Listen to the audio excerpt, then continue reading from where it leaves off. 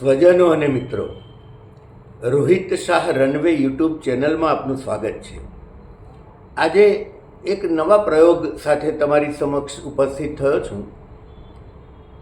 કવિતા મને ગમે છે બહુ, પણ કવિતા લખવાનું ખાસ ફાવતું નથી.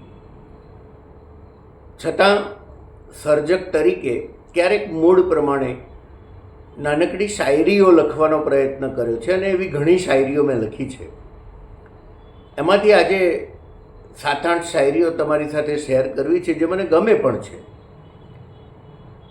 તો પહેલી શાયરી રજૂ કરું છું. ભલે હવે અવળું પડે કે સીધું, ભલે હવે અવળું પડે કે સીધું, કહેવાનું હતું એ કહી તો દીધું. અને બીજી શાયરી છે. બોલેલું ફરી જવાની ફરિયાદ થઈ હશે, બોલેલું ફરી જવાની ફરિયાદ થઈ હશે, કાગળની એ કારણે શરૂઆત થઈ હશે. બોલેલું ફરી જવાની ફરિયાદ થઈ હશે, કાગળની એ કારણે શરૂઆત થઈ હશે. ઘણી વખત આપણને એમ થતું હોય છે કે આપણે પાછા ભૂતકાળમાં હતા એવા થઈએ. તો એ સંદર્ભમાં પણ એક શાયરી લખી છે મેં કે કોઈ યાદ કરાવો મને કેવો હતો હું પહેલાં, કોઈ યાદ કરાવો મને કેવો હતો હું પહેલાં, થવું છે ફરીથી મારે, થવું છે ફરીથી મારે જેવો હતો હું પહેલાં. ઈશ્વરને સંબોધીને પણ એકાદ શાયરી લખી છે કે ઈશ્વરને ઉદાર થવાનો એક અવસર આપીએ, ઈશ્વરને ઉદાર થવાનો એક અવસર આપીએ, ચાલો આપણી પીડાઓનો ઉપચાર માગીએ. ઈશ્વર પાસે આપણી પીડાઓનો ઉપચાર માગવાનો હોય અને એ દ્વારા એની ઉદારતાનો આપણે એની પરીક્ષા પણ થઈ જાય. મૃત્યુ વિશે એક શાયરી લખી છે કે મરણનો ઠાઠ કેવો ભપકાદાર છે રોહિત, મરણનો ઠાઠ કેવો ભપકાદાર છે રોહિત, મોઢું ફેરવનારાય, મોઢું ફેરવનારાય ખભે લઈ જાય છે તમને.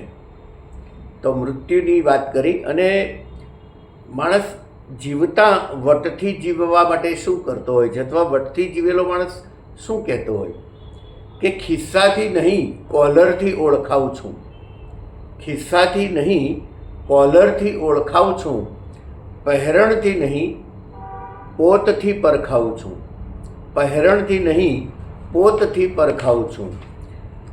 એટલે અલગ અલગ મિજાજ અને મૂડ પ્રમાણે આ શાયરીઓ લખાયેલી છે. જીવનમાં ક્યારેક હાર જીત પણ થતી હોય છે અને ક્યારેક હાથે કરીને સામે ચાલીને હારી જવાની પણ મજા હોય છે. તો એ સંદર્ભમાં એક શાયરી છે કે હારી ગયા વિના મારે છૂટકો નહોતો, હારી ગયા વિના મારે છૂટકો નહોતો, સામે લડતો કોઈ દુશ્મન નહોતો. હારી ગયા વિના મારે છૂટકો નહોતો, સામે લડતો કોઈ દુશ્મન નહોતો. અને છેલ્લી એક શાયરી કહી દઉં કે ફરીથી કોઈએ વખાણી છે તમારી સમજદારી, ફરીથી વખાણી છે કોઈએ તમારી સમજદારી, ફરીથી સમાધાન કરવા તૈયાર રહેજો રોહિત. કોઈ આપણી સમજદારીની બિનજરૂરી પ્રશંસા કરે એટલે સમજી જવાનું કે એ એના સ્વાર્થની કોઈ રજૂઆત કરશે અને આપણે એની સાથે કંઈક તો સમાધાન કરવું પડશે.